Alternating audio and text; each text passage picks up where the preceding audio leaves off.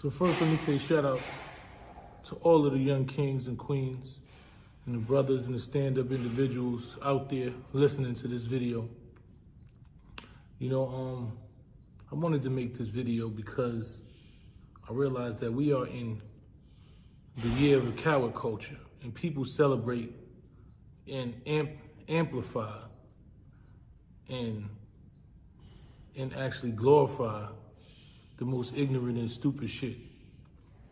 And I watch it every day, and I watch these young kings and queens constantly being fooled and misled by people who don't have their best interests in hand, people who use the ignorance as a marketing strategy, people who market you death, people who market you prison, people who market you things that they know are going to be detrimental to your own survival and success, but it's going to increase theirs. Once again, they market you shit that's going to be detrimental to your life and your success, but increases theirs. And in turn, some of them sell you a lifestyle that they know that they don't actually live, or they're not even prepared to live. So they get so caught up in this lifestyle, and we live in this era of trolling and internet, and people are able to be whoever they want to be on this internet, that people start to try to actually make you believe this lifestyle. And and Mr. Troy Ave, aka I forgot the brother's name. We're gonna get his full name, because what happens is when you live this fake lifestyle so long, you gotta be called by your name so you can start to come back to reality. So the brother's name is Rolland Collins. So Rolland Collins is one of those individuals who has lived this fake lifestyle for so long and sold this fake lifestyle to the public for so long that it actually caught up to him. And before our very eyes, we were able to see that it didn't make sense. We were able to see that, first of all, not only didn't the lifestyle he tried to sell us, or you, because I never brought it, but try to sell to these young kids, not only did it make sense, he wasn't even built for the lifestyle that he was trying to sell, right? So first and foremost, I do not advocate for any criminal activity. I live that lifestyle. None of us are perfect. I come from the streets, so I would never advocate for these kids or try to promote or market the streets as it's something to glorify, right? The street life. When I lived in the street life, it was out of a sense of desperation. We've all made mistakes. I was incarcerated for cab robberies that I never committed. But since I was involved in the street life, I understood what the street life entailed, right? When you start profiting off the streets and you live by street codes and you're avoiding the authorities to make a living or to survive, and then you get caught up for something that you don't even do, the code of the streets and what comes with that game is you got to figure out how to get out of it without opening your mouth. That's what comes with the game. It's the dumbest shit. It's just like MMA fighting, right? You know why I would never be an MMA fighter? Because I think it's the dumbest shit watching dudes get choked up and slammed and choked to submission and beat all up, faces bruised and all that. To me, it makes no sense.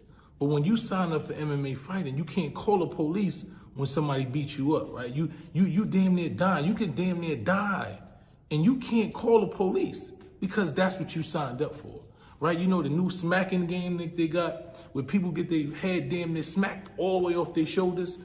I think that's the dumbest shit in the world, and that's why I won't sign up for it, right? Because I can't see me sitting there letting somebody smack me till my face is purple and I damn near got another head on my face and concussions and smacking me to sleep and I can damn near die. It's the dumbest shit in the world.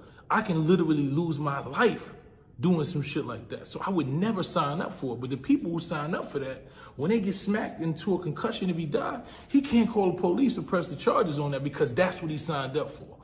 So just like those situations I just gave you in the streets, when you sign up for what comes with the streets, you know that you could die in the streets. You know that jail comes with the streets. So when those things come around, you can't then go to the police because you profited. You signed up for the shit that come with the streets. So you can't go to the police now. So when you decide that as a man, I made a conscious decision that I'm going against the law. I'm going to profit off the shit that comes from the streets. I'm going to market the streets to these kids. I'm going to sell that I'm Harry Potter and I'm Tupac and I'm Nupac and I'm all of this gangster, not even gangster, because for me, gangster is taking care of your kids. Gangster is doing the shit that's positive. But I'm this big thug and I'm the toughest and I'm all of these things.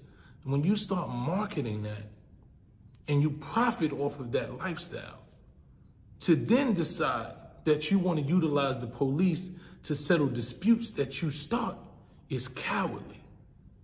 It's not about crime, it's just being a coward, right? Because a man is supposed to stand on what he's standing on. If I say this is what I am, then that's what I am. I'm not just that when it's good for me, I'm that when it's bad for me too. So Mr. Rolland Collins sold you this lifestyle, being Harry Potter, right? He sold you this lifestyle for years and years. And it's not really personal. See, I take it personal. I started to take it personal when, right? Because we all, you know, it's a marketing strategy. You're artist, you're a gangster, you're tough, you're a thug, you're all these things. But the minute that reality catches up to you, right? And you cause somebody to lose their life, you almost lose your life 2 times, and you still trying to promote that lifestyle like it's some good shit, you're a clown to me. That's when it becomes personal, right? I personalize it because I know these kids are watching you and they don't have the discernment to understand that that shit you talking don't really make sense. Just like when we look at 6ix9ine situation.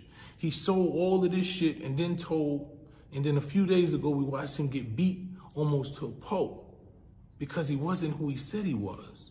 He never was who he said he was, but the internet and these kids that follow him believe that he was somebody else. But we knew he wasn't, and then eventually that lifestyle catches up to you.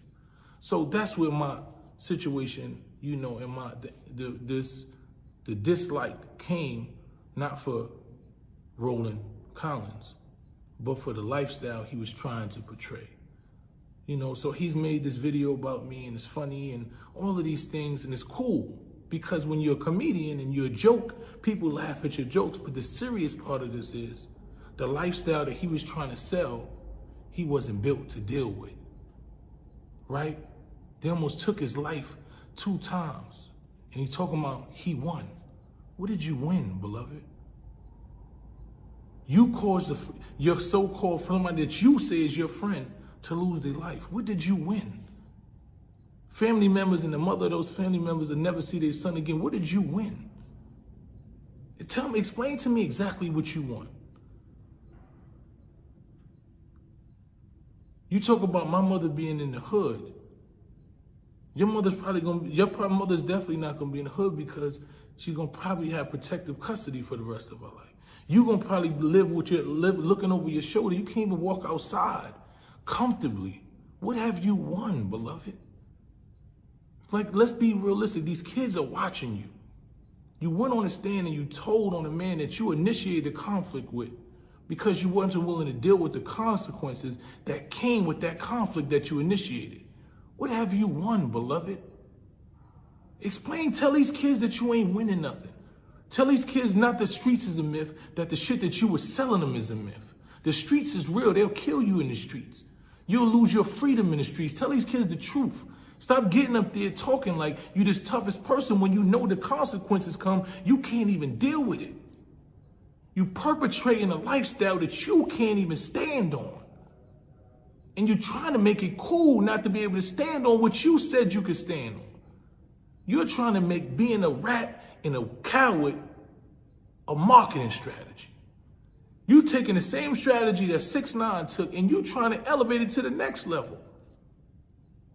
You trying to say, I'm a gangster, I shot somebody, I did this and that, and I shot, and I was in the club shooting rampant, and I took somebody's gun, and then I sat on because they was ready to charge me for the gun that I took and I shot, for the guns I had, and I didn't want to go to jail. I sat on the stand, I pointed at another man so he can go to jail.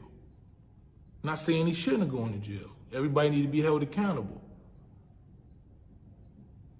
But I see that man being held accountable for what he did. I didn't see that man go in the courtroom and get on the stand and say, no, Troy Ave did that. I don't know Tax Stone and don't care to. No disrespect to him. But we boycotting black murder, so the fact that a man lost his life, people need to be held accountable, and that's what it is. But I know whatever he said he was, he's willing to deal with the consequences of that. Though I think it's the dumbest shit in the world, just like I think MMA fighting is the dumbest shit in the world. I think it's dumbest shit in the world that somebody's willing to throw away their life, their freedom, and their career to prove some shit in the street. But at the end of the day, if a man is willing to do that and take the consequences that come with that, I don't have to agree with it, but I have to respect that man because he said who he was. The problem is you still